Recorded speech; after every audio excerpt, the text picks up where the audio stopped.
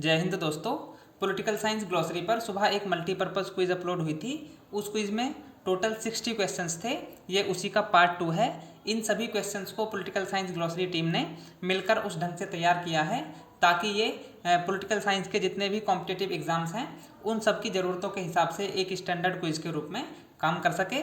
आपको ये क्विज कैसी लगी लास्ट में ज़रूर बताइएगा कमेंट बॉक्स में, और आपके संपर्क में जितने भी साथी पॉलिटिकल साइंस के हैं उन सभी के साथ चैनल को शेयर भी कीजिएगा। क्वेश्चन नंबर 1, भारतीय संविधान के विषय में निम्नलिखित कथनों पर विचार कीजिए।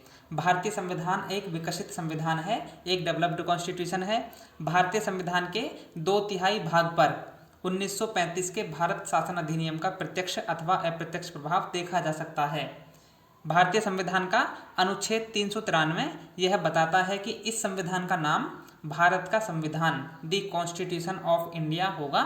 भारतीय संविधान एक निर्मित संविधान है जिसको एक निश्चित समय अवधि में निश्चित संविधान सभा के द्वारा बनाया गया है।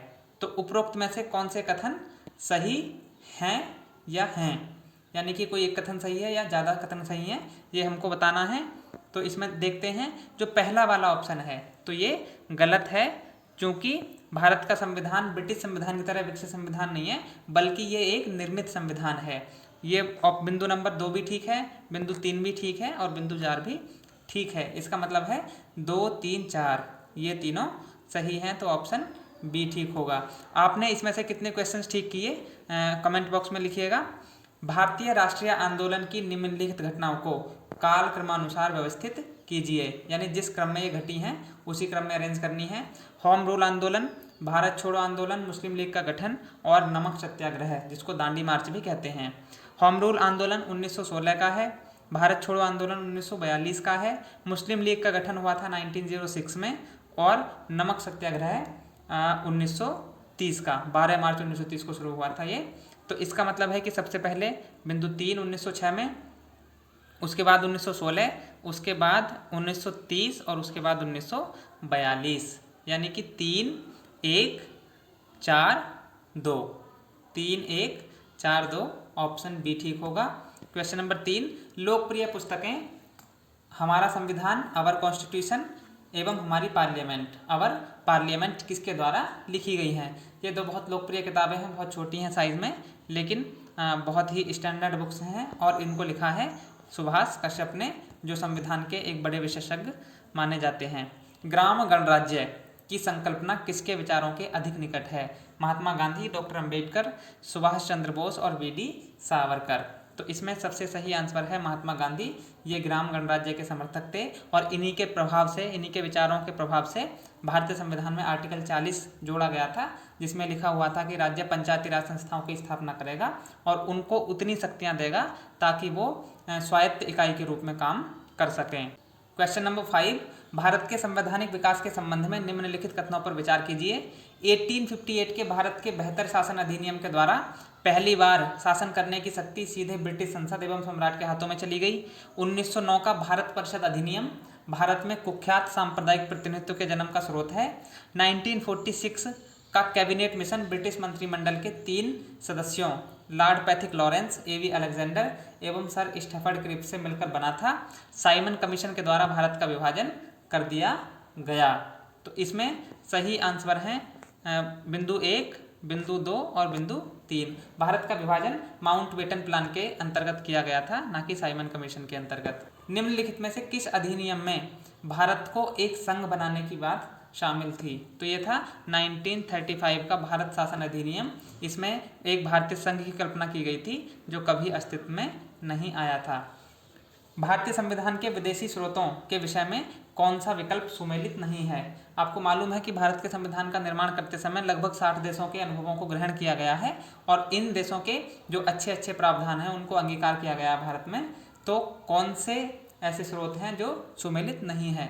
राज्य के नीति निर्देशक तत्व, तो ये आयरलैंड के संविधान से लिए गए हैं, ठीक बात है। यूनियन शब्द कनाडा से लिया गया, ये भी ठीक है। उपराष्ट्रपति का पद अमेरिका से लिया गया है या अमेरिका के उपराष्ट्रपति जैसा है, ये ठीक है। उप प्रधानमंत्री या उप मुख्यमंत्री का पद जापान से लिया गया है, ऐसा नहीं है। उप प्रधानमंत्री या उप मुख्यमंत्री का जिक्र संविधान में कहीं भी नहीं है, तो ये एक संवैधानिक पद नहीं है बल्कि राजनीतिक कारणों से इनकी नियुक्ति की जाती है। उत्तर प्रदेश में अभी भी 2 उप मुख्यमंत्री हैं। प्रश्न नंबर 8, भारतीय संविधान पर लिखित प्रख्यात पुस्तक working a democratic constitution A history of Indian experience किसने लिखी है? ये किताब पहले भी हम डिस्कस कर चुके हैं। ये लिखी है ग्रैनविल ऑस्टिन ने 1999 में, 1999 में, और इसमें भारतीय लोकतंत्र के 4 दशकों के कार्यकाल पर टिप्पणी की गई है। इसके अलावा ग्रैनविल ऑस्टिन की एक और किताब है the Indian constitution corner stone of a nation 1966, जिसमें उन्होंने भारतीय संविधान सभा के कार्यकाल पर बहुत गंभीर टिप्पणी की है। 26 नवंबर 1949 को क्या हुआ? संविधान को अधिनियमित, अंगीकृत एवं आत्मार्पित किया गया। संविधान को पूर्णतः लागू किया गया। संविधान को अंगीकृत, अधिनियमित एवं आत्मार्पित किया गया।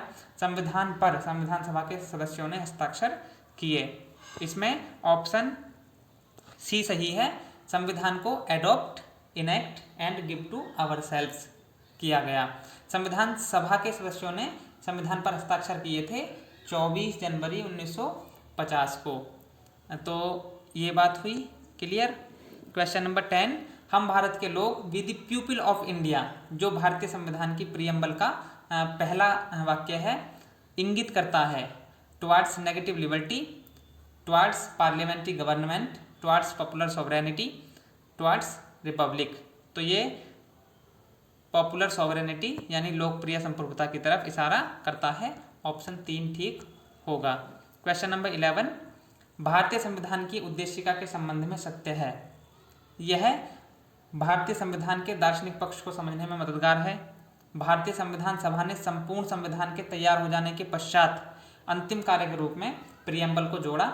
यह पंडित नेहरू द्वारा 13 दिसंबर 1946 को संविधान सभा के सम्मुख रखे गए उद्देश्य प्रस्ताव ऑब्जेक्टिव रिजोल्यूशन का परिष्कृत रूप है। उपरोक्त सभी कथन सत्य हैं। तो इसमें ऑप्शन डी ठीक होगा, उपरोक्त सभी कथन सत्य हैं। भारत के संविधान की उद्देशिका में 1976 में किए गए प्रथम एवं उद्देशिका में अभी तक के एकमात्र संशोधन, जो 42वां संविधान संशोधन था, के द्वारा क्रमशः कौन से शब्द जोड़े गए। यानी एक तो ये देखना कि शब्द कौन से जोड़े गए, फिर ये देखना कि उनका क्रम क्या है संविधान की उद्देशिका में। तो इसमें जोड़े गए थे पंथ निरपेक्षता, समाजवादी और अखंडता शब्द, ये 3 शब्द जोड़े गए थे। अभी प्रियम्बल में टोटल 88 शब्द हैं, पहले 85 थे, और इनका क्रम था समाजवादी, पंथ निरपेक्ष और अखंडता, यानी कि ऑप्शन बी ठीक होगा। क्वेश्चन नंबर 13, इंडियन कॉन्स्टिट्यूशन की प्रियम्बल भारतीय राज्य स्टेट ऑफ इंडिया की प्रकृति को स्पष्ट करती है, संविधान एवं भावी सरकारों के उद्देश्यों की तरफ इंगित करती है, भारत के संविधान के अंगीकरण की तिथि बताती है, उपरोक्त सभी करती है। ऑप्शन डी ठीक है।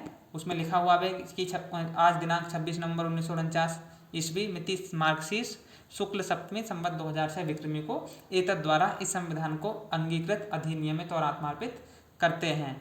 तो और शुरुआत में ही हम भारत के लोग भारत को एक संपूर्ण प्रभुत्व संपन्न, समाजवादी, पंथ निरपेक्ष, लोकतंत्रात्मक गणराज्य बनाने के लिए। तो ये तो हुई भारतीय राज्य की प्रकृति। फिर सरकारों के उद्देश्य बताए गए, सामाजिक, आर्थिक एवं राजनीतिक न्याय, मानवीय गरिमा का प्रोटेक्शन, ये सब, और उसमें अंगीकरण की तिथि के बारे में हम बात कर चुके हैं। तो ऑप्शन डी ठीक होगा। क्वेश्चन नंबर 14, हमारे संविधान का दार्शनिक पक्ष, फिलोसॉफिकल एस्पेक्ट प्रकट होता है उद्देशिका से, directive principles of state policy से, ए एवं बी दोनों से। ऑप्शन सी सही है, ए एवं बी दोनों से। भारत के संविधान में की उद्देशिका में प्रयुक्त निम्नलिखित शब्दों को कालक्रमानुसार क्रोनोलॉजिकल ऑर्डर में व्यवस्थित कीजिए। Democratic Republic, secular, dignity of individual, justice social, justice political. तो इसमें आप ने यदि प्रियम्बल को याद कर रखा हो तो काफ़ी सारे क्वेश्चंस बिल्कुल आसान हो जाते हैं। ऑप्शन सी सही है। इसमें सबसे पहले आएगा सेकुलर, फिर आएगा डेमोक्रेटिक रिपब्लिक, फिर आएगा सोशल जस्टिस, फिर आएगा पॉलिटिकल जस्टिस, और फिर आएगा डिग्निटी ऑफ इंडिविजुअल। ये क्रम है उद्देशिका में इन शब्दों का। क्वेश्चन नंबर 16, निम्नलिखित में से सही सुमेलित नहीं है। संविधान का मूल ढांचा, केशवानंद भारती मामला, शिक्षा का अधिकार आर्टिकल 23, समान नागरिक संहिता आर्टिकल 44, अंतर्राष्ट्रीय शांति और सुरक्षा की बात अनुच्छेद 51। तो इसमें आपको जानकारी में आया होगा ऑप्शन बी गलत है, यानी कि जो शिक्षा का अधिकार है वो आर्टिकल 23 में नहीं है, बल्कि आर्टिकल 21A में इसका उपबंध किया गया है 86वें संविधान संशोधन अधिनियम 2002 के द्वारा।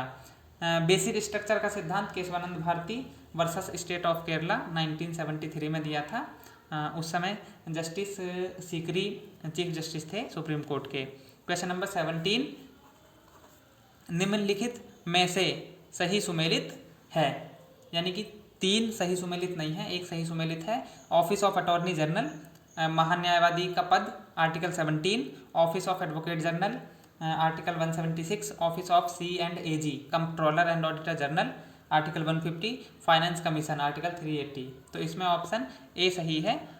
अटॉर्नी जनरल का पद आर्टिकल 76 में वर्णित है, जबकि एडवोकेट जनरल का है आर्टिकल 165 में, C&AG का है आर्टिकल 148 में, और फाइनेंस कमीशन है आर्टिकल 280 यानी कि 280 में। क्वेश्चन नंबर 18, उपराष्ट्रपति के निर्वाचक मंडल इलेक्टोरल कॉलेज में होते हैं राज्यसभा के सभी सदस्य, लोकसभा के सभी सदस्य, ए एवं बी दोनों, वे सभी सदस्य जो राष्ट्रपति के निर्वाचक मंडल में होते हैं। तो उपराष्ट्रपति के निर्वाचक मंडल में लोकसभा और राज्यसभा के सभी सदस्य होते हैं। ऑप्शन सी सही होगा। जहां राष्ट्रपति के निर्वाचन में केवल निर्वाचित सदस्य भाग लेते हैं, वहीं उपराष्ट्रपति के निर्वाचक मंडल में सभी सदस्य होते हैं, चाहे वो निर्वाचित हों या मनोनीत। निम्नलिखित में से कौन से आर्टिकल्स 42वें संविधान संशोधन द्वारा जोड़े गए हैं? Article 39A, 43A, 48A, 21A और 51A। तो इसमें आर्टिकल 21A जो है उसको हम डिस्कस कर चुके हैं। ये 86वें संविधान संशोधन अधिनियम 2002 के द्वारा संविधान में जोड़ा गया है, जो शिक्षा के अधिकार से संबंधित है। आर्टिकल 39A में है समान न्याय और निःशुल्क विधिक सहायता। आर्टिकल 43A में है उद्योगों के प्रबंधन में कामगारों का रिप्रेजेंटेशन।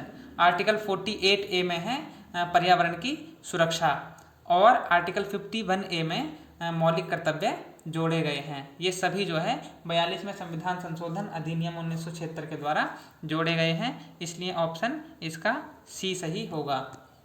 क्वेश्चन नंबर 20, भारत में न्यायिक पुनरावलोकन जुडिशियल रिव्यू की प्रक्रिया विधि द्वारा स्थापित प्रक्रिया प्रोसीजर एस्टेब्लिश्ड बाय लॉ पर आधारित है, जबकि अमेरिका में जुडिशियल रिव्यू विधि के शासन पर आधारित है।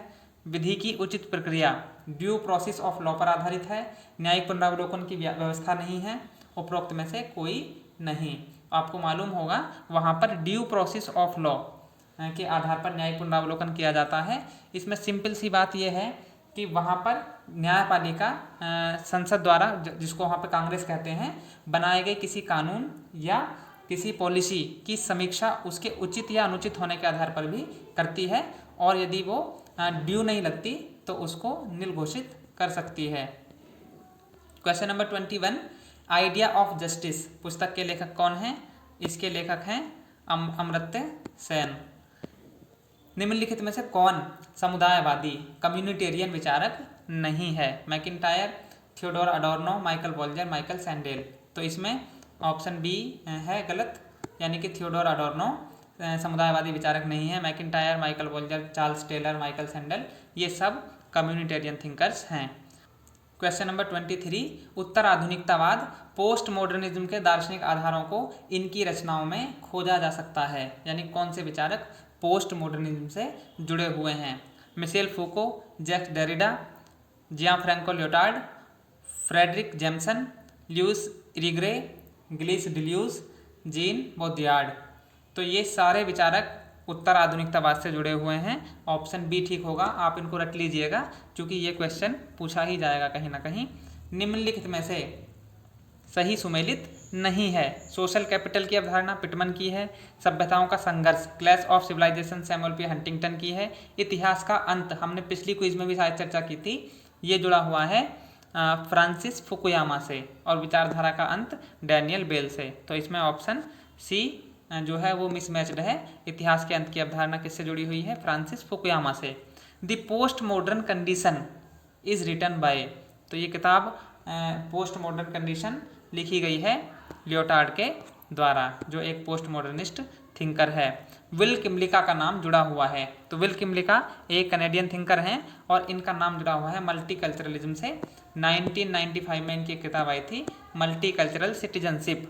सस्टेनेबल डेवलपमेंट को परिभाषित किया जा सकता है प्राकृतिक संसाधनों का अधिकतम दोहन, प्राकृतिक संसाधनों का न्यूनतम दोहन, प्राकृतिक संसाधनों का इष्टतम ऑप्टिमम यूटिलाइजेशन, ताकि वे भविष्य की पीढ़ियों के लिए भी बचे रह सकें। उपरोक्त सभी, तो आपको मालूम हो इसमें ऑप्शन सी सही है। क्वेश्चन नंबर 28, निम्नलिखित में से कौन परंपरावादी ट्रेडिशनलिस्ट विचारक नहीं है? यानी 3 ट्रेडिशनलिस्ट हैं और एक नहीं है। Michael Walzer, Hannah Arendt, Michael Oakeshott, Leo Strauss. Option A इसमें सही आंसर है। माइकल वॉल्जर समुदायवादी विचारक हैं, जबकि माइकल ऑक्सफोर्ड, हन्ना ऑरेंट, लियो स्ट्रॉस और एरिक वोएगलिन ये सारे के सारे ट्रेडिशनलिस्ट विचारक हैं। जब व्यवहारवादी आंदोलन चल रहा था और राजनीति विज्ञान को विशुद्ध विज्ञान बनाने पर बहुत अधिक बल दिया जा रहा था, तब भी इन विचारकों ने ये कहा और कहते रहे कि जो हमारे परंपरागत ग्रंथ हैं, परंपरागत विचारक हैं, वो भी उपादेय हैं, वो भी उपयोगी हैं और वो आज भी उतने ही प्रासंगिक हैं।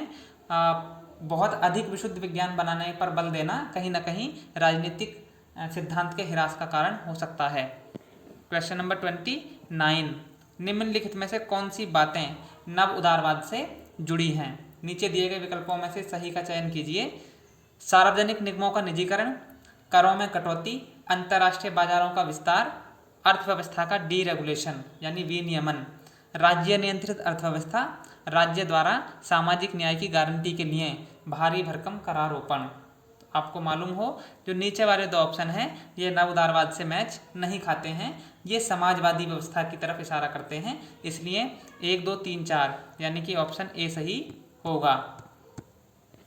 क्वेश्चन नंबर 30, किस भारतीय ग्रंथ को पंचम वेद यानी 5वां वेद की संज्ञा दी जाती है? सरल क्वेश्चन है, महाभारत को दी जाती है। स्वामी अमात्य जनपद डैश डैश डैश मित्र, ये 7 अंग प्राचीन भारतीय राजनीतिक चिंतकों ने बताए हैं राज्य के। तो इन में जो 3 बाकी हैं वो कौन से हैं? दुर्ग कोष किला, दुर्ग कोष दंड, शास्त्रागार कोष हाथी। उपरोक्त में से कोई नहीं। ऑप्शन बी इसमें सही आंसर है, तो बन जाएंगे स्वामी अमात्य जनपद, दुर्ग कोष दंड, मित्र। ये 7 अंग बताए गए प्राचीन भारतीय राजनीतिक चिंतन में राज्य के। सुमेलित नहीं है भारत का मैकियावली मनु, आधुनिक भारत का मनु डॉक्टर अंबेडकर, भारतीय राजनीति का भीष्म पितामह पंडित अटल बिहारी वाजपेयी, भारत का Bismarck Sardar Patel. Option A गलत है यानी मिसमैच्ड है ये। भारत का मैकियावली कौटिल्य को कहा जाता है। फतवा ए जहांदारी पुस्तक के लेखक कौन है? ये पुस्तक है बर्नी की। निम्नलिखित में से बेमेल खोजिए, यानी 3 एक जैसे हैं किसी न किसी आधार पर और एक उनसे मेल नहीं खाता है। गोपाल कृष्ण गोखले, बिपिन चंद्रपाल, लाला लाजपत राय, बाल गंगाधर तिलक। तो इसमें मिसमैच्ड है यानी बेमेल है गोपाल कृष्ण गोखले, चूंकि बाकी तीनों जो हैं लाल बाल पाल ये गरम दल के नेता हैं और गोपाल कृष्ण गोखले नरम दल या नरमपंथी विचारक हैं, नेता हैं। दी हाई कास्ट हिंदू वीमेन किसकी किताब है? ये किताब लिखी थी पंडिता रमाबाई ने, बहुत पॉपुलर किताब है। निम्नलिखित में सही सुमेलित नहीं है। गुलामगिरी पुस्तक है महात्मा ज्योतिबा फूले की, Satyarth Prakash Swami Dayanand Saraswati, Gita Rahasya Mahatma Gandhi, annihilation of caste doctor B R Ambedkar. तो गीता रहस्य लिखी थी बाल गंगाधर तिलक ने। निम्नलिखित में से जयप्रकाश नारायण के विचार कौन से हैं या कौन सा है? Total revolution, partyless democracy, 4 pillars of state, neo humanism.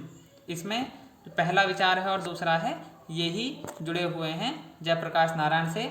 Chaukhamba राज्य यानी 4 पिलर स्टेट की बात की थी समाजवादी विचारक राम मनोहर लोहिया ने, और नियो ह्यूमनिज्म ये मानवेंद्र नाथ राय यानी एम.एन. रॉय का कॉन्सेप्ट है। निम्नलिखित में से सही सुमेलित है या हैं? Realism Morgenthau, idealism Woodrow Wilson, neo realism Kenneth Waltz और डिपेंडेंसी थियरी एजी फ्रैंक। इसमें सारे के सारे जो विकल्प हैं वो सुमेलित हैं, यानी कि ऑप्शन बी ठीक होगा। निम्नलिखित में से कौन सा कोल्ड वार के दौरान बनाया गया गठबंधन नहीं है? सैनिक गठबंधन बेसिकली पूछा है इसमें, सैनिक शब्द छूट गया था क्विज में। तो निम्नलिखित में से कौन सा कोल्ड वार के दौरान बनाया गया सैनिक गठबंधन नहीं है? नाटो, सियाटो और सेंटो, ये तीन थे। जो पश्चिमी गुट था, पूंजीवादी गुट अमेरिका के नेतृत्व में, उसके। नाटो की फुल फॉर्म है North Atlantic Treaty Organization, SEATO की है South East Asian Treaty Organization, और सेंटो की थी Central Treaty Organization. Warsaw basically Soviet संघ वाला जो गुट था उसका एक सैनिक गठबंधन था। सार्क एक सैनिक गठबंधन नहीं था, बल्कि ये एक south Asian association for regional cooperation यानी क्षेत्रीय सहयोग पर आधारित एक संगठन था, जिसकी स्थापना 1985 में की गई थी, और इसका मुख्यालय नेपाल की राजधानी काठमांडू में है। वर्तमान में इसमें 8 सदस्य हैं। हीगल की द्वंद्वात्मक पद्धति इस पर टिकी हुई है, जबकि कार्ल मार्क्स की इस पर टिकी हुई है। तो इसमें आप फिट करके देखेंगे तो ऑप्शन सी सही होने वाला है, यानी हीगल की जो डायलेक्टिकल मेथड है वो आइडिया विचार पर टिकी हुई है, जबकि मार्क्स की मैटर यानी पदार्थ पर टिकी हुई है। विचारधारा को फॉल्स कॉन्शियसनेस एवं धर्म को अफीम ओपियम ऑफ द पीपल कहने वाला विचारक पहचानिए। Robert Nozick, William Godwin, Karl Marx, Lenin. सही ऑप्शन है कार्ल मार्क्स। निम्नलिखित अवधारणाओं को काल क्रमानुसार क्रोनोलॉजिकली व्यवस्थित कीजिए। City state, self regarding and others regarding works, scientific socialism, original position. City state का विचार यूनान का है, सबसे प्राचीन यही है। Self regarding and others regarding work का विचार J.S. मिल का है। साइंटिफिक सोशलिज्म ये कार्ल मार्क्स का विचार है, और ओरिजिनल पोजीशन ये विचार है जॉन रॉल्स के न्याय सिद्धांत से संबंधित। तो यही इनका क्रम होगा। क्वेश्चन नंबर 43, निम्नलिखित को मार्क्स के चिंतन के अनुसार काल क्रम में रखिए। आदिम साम्यवाद, दासता का युग, पूंजीवादी युग, सामंतवादी युग, वर्ग विहीन एवं राज्य विहीन समाज यानी कम्युनिज्म, डिक्टेटरशिप ऑफ द प्रोलेटरेट। आपको पता हो मैटेरियल इंटरप्रिटेशन ऑफ हिस्ट्री करते समय मार्क्स ने इतिहास की स्टेजेस बताई थी, जिसमें सबसे पहले उसने बताया था प्रिमिटिव कम्युनिज्म, फिर स्लेवरी एज, फिर फ्यूडल एज, और फिर कैपिटलिस्ट एज। उसके बाद उसने बताया कि कैपिटलिस्ट एज में जब क्रांति हो जाएगी तो डिक्टेटरशिप ऑफ द प्रोलेटरेट आएगा, और उसके बाद राज्य और वर्ग धीरे धीरे लुप्त हो जाएंगे, यानी कि कम्युनिज्म आ जाएगा। तो इसमें सही आंसर होगा 43 का ऑप्शन ए। इसी हिसाब से आप इन स्टेजेस को याद कर लीजिएगा। क्वेश्चन नंबर 44, अंग्रेज विचारक J.S. मिल का राजनीतिक चिंतन में प्रमुख योगदान क्या है? स्वतंत्रता संबंधी विचार, महिला मताधिकार का जोरदार समर्थन, कॉरपोरेट स्टेट का विचार, ए एवं बी दोनों। तो इसमें ऑप्शन डी सही है, महिला मताधिकार का समर्थन और स्वतंत्रता संबंधी विचार। ऐसा बताते हैं कि J.S. मिल की पत्नी थी हैरियट टेलर, उन्हीं के विचारों के प्रभाव में J.S. मिल ने बेसिकली महिला मताधिकार का और महिला अधिकारों का जोरदार समर्थन किया था, इसलिए हम उनको एक नारीवादी विचारक के रूप में भी पढ़ते हैं। कॉरपोरेट स्टेट का जो विचार है वो बेसिकली फांसीवादियों का विचार है। यूनान में न्याय की अवधारणा मुख्यतः है लीगल कॉन्सेप्ट है, एडमिनिस्ट्रेटिव, मॉरल या पॉलिटिकल। तो यूनानी न्याय की अवधारणा बेसिकली एक मॉरल कॉन्सेप्ट है।